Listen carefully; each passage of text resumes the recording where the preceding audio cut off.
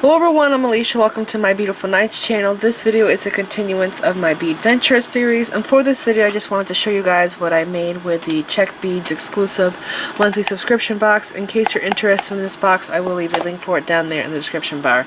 So I made these two pieces using that box, but you really don't have to have the subscription box in order to make designs like this. You can make designs very similar to these two pieces here with stuff in your bead stash, and I really love how these turned out. I think that the designs after I did them are actually really ingenious because I could see how you can use so many different kinds of materials to make very similar pieces, and I just think they're really neat. So I'm going to go over them with you guys and give you some ideas, hopefully inspire you to create something like I have here.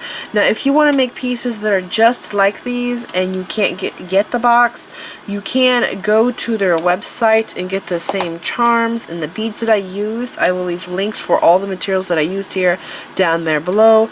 Now there's only a couple things that I used from my own bead stash to make these pieces, and I tried to use the basic necessity things. So the things I used from my bead stash was this chain here, which is actually from an old necklace that I cut up, and I used bead string wire, crimps, and head pins. And I used jump rings for my stash and split rings, and I think that's it out of both pieces. Now I'm gonna go over the necklace with you guys first. This necklace here, I used the gold seed beads that came in the box. Okay, and when I got the bag, I realized that there were a few different sizes in it. There was 6-0s, 8-0s, 11-0s, and 10-0s, and I actually noticed that there were two different shades of gold. There was a really bright gold, and then there was a darker gold. So I actually went through the bag and I picked out all of the 10-0 seed beads in the darker gold, and I used those for the necklace. But these here are Czech fire polish beads. They came in the box too, and I used all of them from the box, and so did the 6mm bicones. And the charms, of course, they came from the box. These ones here are double-sided, but this one here is not, but that's fine because this is a necklace. So anyways, I created this necklace from the box, and I'm gonna call it the Cat's Meow, just because, well, it's made with cats and it's so cute. But I realized after I did this, I've been doing a lot of necklaces like this lately.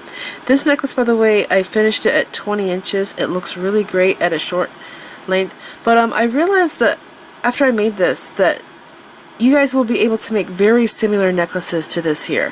So what you're going to need is you're going to need to go through your bead stash and look for 4mm round beads. They can be bicones, they can be rounds, they can be gemstones, they can be glass. You could do Czech fire polish beads like I did here. Now I forgot to count these, but if you want, you can, I will zoom in, you can pause the video and count the beads, but I just took 6mm, these are actually Czech bicones, and I put them onto head pins, and I'm using them here as dangles. But I think this is a really neat necklace idea, especially for a theme. So like for birthdays and Christmases, I make jewelry for family and friends all the time. I give a lot of my stuff away to them, and if you know someone that loves cats, or if you go through your stash and you find like you have a theme set of charms, this is a really great project to do.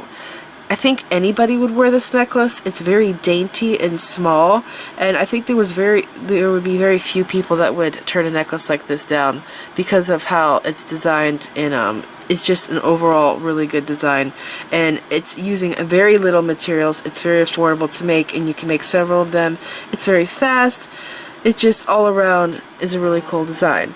Now going over here to the ankle bracelet, I used the gold seed beads again, the 10-0s. I don't know why I keep screwing that up, but it's a darker gold color. Now I am wondering if the seed beads will discolor, because a lot of the times when I find galvanized seed beads like this, they are clear underneath, and then they do some kind of plating to the bead that over time will wear off. Now I have found some permanent metallic colored beads. I always go for Miyuki bronze seed beads. That is my favorite color seed bead of all time. I use them all the time.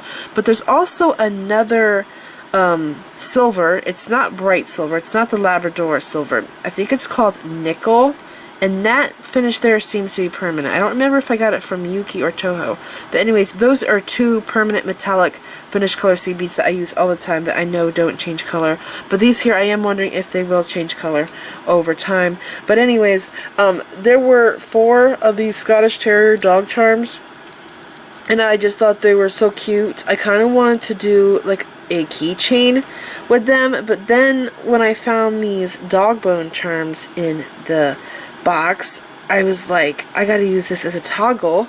So I came up with an anklet. Now you can do a bracelet, but right now I feel like I've been doing so many bracelets and it's summertime and I've been getting back into doing anklets, so I just made this little piece here. And by the way, this anklet I think is 11 inches or 10 3/4 inches long. But I've noticed that in my bead stash I actually have a bunch of charms that are not bones, but a bunch of charms in my bead stash that would work as closures. Another really cool charm that would work as a closure is anchors. I keep seeing a lot of people using them with cord, but they would also work with a seed bead loop like this. And if you don't have any charms in your stash that you think would hold a loop like this and not fall off, you can do buttons. So that is another idea, to take a shank button or a chew hole button and put it onto bead string wire and use it as a closure if you don't have lobster claws or other clasps, or you just want some kind of a different looking closure. But yeah, these here are those Czech druks that I really loved in the box. They're so cute. And I use the split rings to keep the charms on because this is an ankle bracelet. I was worried that they could come off if I used jump rings, so I did split rings. But yeah, these are the 2 designs that I made. Now you don't have to put charms on this. I could have also done beads right here on head pins and put them in between the puppies. That would be really cute. That would have been awesome.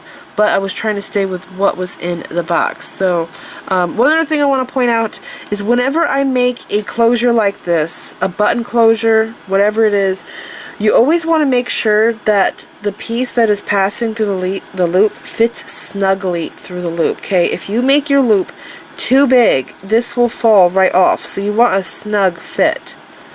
So that's how that's going to be worn. It's so neat. So yeah, I'm really loving these 2 designs, and I think a lot of you will be able to make very similar designs to what I have here, just using things in your stash. But if you want to make something similar to what I have here, or you really like these charms, I will leave links for them down there in the description bar. Now sometimes I will go to the website and discover that they're out of that charm at the time, so if you don't see it down there, it's probably because they're out at this time. But yeah, I really enjoyed these 2 projects. I hope that I inspired you and gave you some ideas. This is it. I hope you enjoyed this tutorial. Please like this video, leave me a comment, subscribe if you want to see more of my videos, and make sure that you click the bell button so that you get notified whenever I upload new videos. And check me out on my social media sites. I'm on Facebook, Instagram, Pinterest, and Twitter. Thanks for watching.